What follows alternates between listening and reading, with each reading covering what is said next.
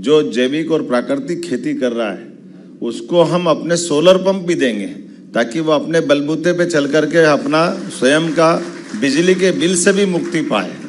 और ख़ास करके ट्राइबल के बेल्ट में ये बड़ी दिक्कत है, लाइनें बिछाना, बाकी सारी चीज़ें करना है ना, इसकी कठिनाई।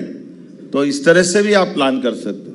हमारा प्रयास है कि हर हालत में जैविक खेती को, प्राकृतिक खेती को अपने पैरों पे खड़ा करना, उनके लिए जो बन सकता ज़रूर करेंगे।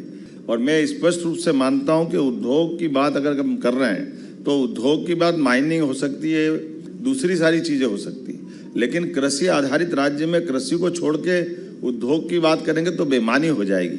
हमको अगर इस भाव से सोचना है तो आने वाले समय में हमारे अपने ये चारों क्षेत्रों में, खास करके मध्य भारत, महाकौशल, मालवा और चंबल, इसके बेल्ट में हमारे ये पूरे साल का प्लान बनाएं। और कमर से, जैसे पिछली बार हमने इंडस्ट्रियों की बात की, इस बार शुद्ध रूप से कृषि आधारित उद्योगों की बात करेंगे।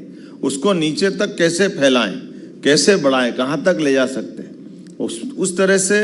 और खासकर कृषि आधारित उद्योगों के लिए भी जिस प्रकार की, जैसे मैंने कृषि खेती की बात की है कि खेती के आधार पर हम अपना टारगेट बढ़ा लेके चल रहे हैं, उसी आधार पर इन उद्योगों का भी टारगेट लेके चलिए। मैं अनुपम राजन जी और शैलेंद्र जी दोनों बहुत सुयोग्य अधिकारी, मैं मान के चलता हूं कि ये एग्रीकल्चर बेस्ड इंडस्ट्री का ज़्यादा कोई मुझे लगता है कि बहुत बड़ा खर्चा भी नहीं होता है, लेकिन सरकार के द्वारा जितना प्रमोशन कर सकते हैं, जितना प्रोत्साहन दे सकते हैं, वो सारा प्रोत्साहन देने के लिए तैयार रहेंगे।